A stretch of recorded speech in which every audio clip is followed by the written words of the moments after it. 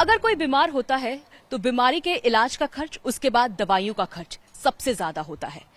लेकिन आपको ये बात जानकर हैरानी होगी कि जन औषधि प्रधानमंत्री जो योजना है उसके तहत जो दवाइयां होती हैं वो कितनी ज्यादा सस्ती होती हैं। करीब 50 से लेकर 90% तक ये दवाइयां सस्ती मिलती हैं।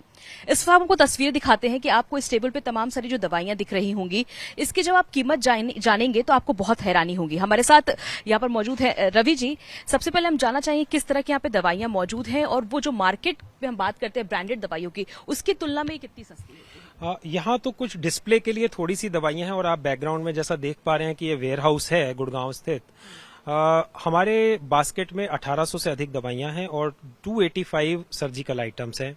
उनमें से कुछ यहाँ अलग से निकाल के डिस्प्ले के तौर पर रखे हुए हैं, जिसको की कीमत का मैं एक सामान्य जानकारी दूं तो ये 50 से 90% तक जो ब्रांडेड दवाइयां हैं उनसे सस्ती हैं।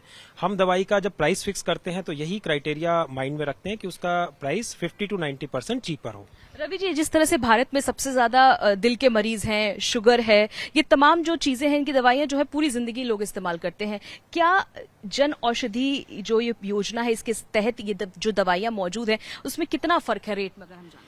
सभी दवाइयों में 50 to 90% की रेंज जैसा मैंने अभी बताया। तो हम कोई एग्जांपल के लिए देख सकते हैं, ये एटोर्बिस्टैटिन एंड फेनोफाइब्रेट टैबलेट्स हैं।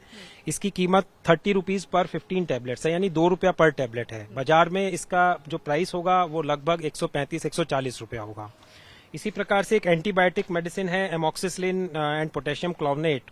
इसका प्राइस 6 टैबलेट्स का 56 रुपीज है, जो कि लगभग 9 रुपये प्रति टैबलेट है, जबकि बाजार में इसका पर मेडिसिन पर टैबलेट या हर गोली की कीमत लगभग 22-23 रुपया है।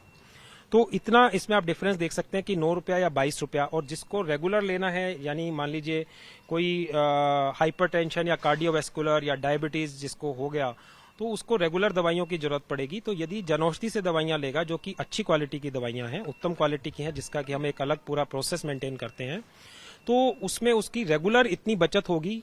जैसा ये दवाई विल्डाग्लिप्टिन, अगेन एक जो इसका प्राइस मैं आपको इस पे चेक करके बताता हूँ, 35 रुपीज। ये भी बाजार में 125-130 रुपए में आपको मिलेगी।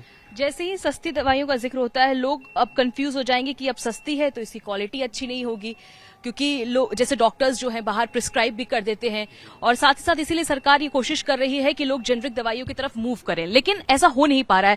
भले इन दवाइयों के प्रति कुछ लोग आगे बढ़ रहे हैं, लेकिन अभी भी ये कंफ्यूजन वाला जो स्टेट है वो कायम है। उसको दूर करने के लिए मैं आपको, यही पैकेट हमारे सामने है, मैं दिखाता हूं कि ये सभी दवाइयां WHO GMP सर्टिफाइड कंपनीज के द्वारा बनाई जाती हैं। उन कंपनीज के द्वारा जो ये उचित एक स्टैंडर्ड के द्वारा जब ये बनाई जाती हैं और हमारे यहाँ रिसीव होती हैं, तो उसको दोबारा से टेस्टिंग के लिए हम NABL एक्रेडिटेड लैब्स में भेजते हैं। उसका भी इसमें मेंशन है। तो ये साइन आप देखकर ले सकते हैं कि प्रधानमंत्री भारतीय जनौषधि परियोजना के अंतर्गत यदि दवाई है तो उसकी क्वालिटी के बारे में कोई डाउट नहीं रहना चाहिए। दूसरा, आप कह रहे हैं कि इसकी एक्सेप्टेंस कम है क्योंकि ये सस्ती है और लोगों को लगता है कि सस्ती है तो क्वालिटी कैसे अच्छी होगी।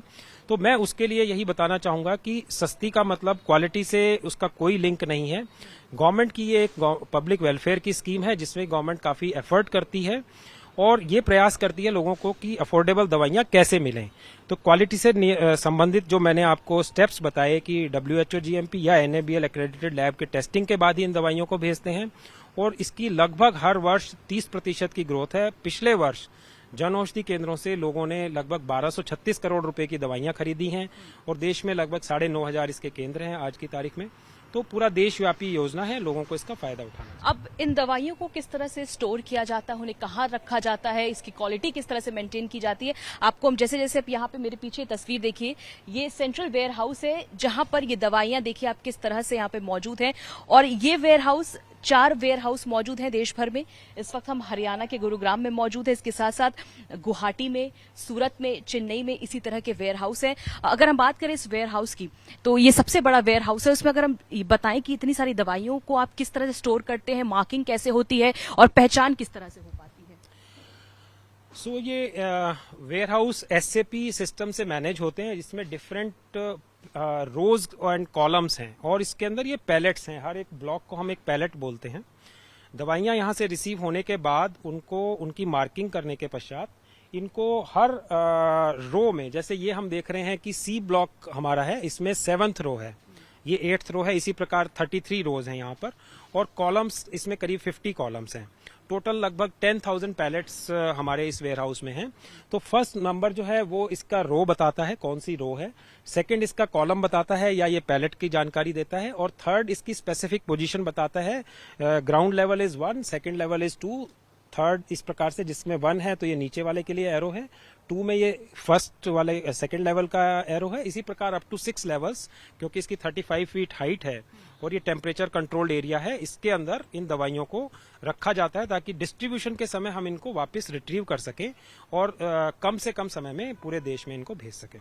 आपको बता दें कि अगर आपको इन सभी 1800 दवाइयां इस वक्त मौजूद हैं और ऐसे में अगर आपको किसी दवाइयों के बारे में जानकारी चाहिए तो इसके लिए ऐप भी है। अगर हम बात करें प्रधानमंत्री जन औषधि ऐप पे ये जानकारी ली जा सकती है, तो किसी भी दवाइयों के बारे में उसके क्या मॉलिक्यूल है, सॉल्ट है, क्या जानकारी सब? जी, दवाइयों का एक केमिकल नेम होता है और जो जन औषधि सुगम ऐप है इसका नाम, इसमें जन औषधि केंद्रों की लोकेशन ढूंढ सकते हैं और दवाइयों का नाम, उनका केमिकल नेम, उनका कंपैरिजन दूसरी दवाइयों से प्राइस के आधार पर वो कर सकते हैं और आप अपनी दवाई उसमें से चुन के जन औषधि केंद्र से ले सकते हैं। बिल्कुल, आपको हम यहाँ की तस्वीर दिखाते हैं किस तरह से। आप देखिए यहाँ पे जो स्टोरेज है वो किया जाता है, कोल्ड स्टोरेज भी है। कुछ दवाइयां ऐसी होती हैं जिनको कम टेम्परेचर पे रखना होता है, इसलिए उनके लिए अलग से कोल्ड स्टोरेज तैयार किया गया है। तो ये तमाम सारी दवाइयां हैं, करीब बताया जा रहा है 1800 ये दवाइयां इस वक्त बाजारों में उपलब्ध हैं और साथ ही साथ 250 से ज्यादा सर्जिकल आइटम्स भी है जो देखने को मिल रहे हैं। लोग बात करें तो सरकार भी अब अस्पतालों से एक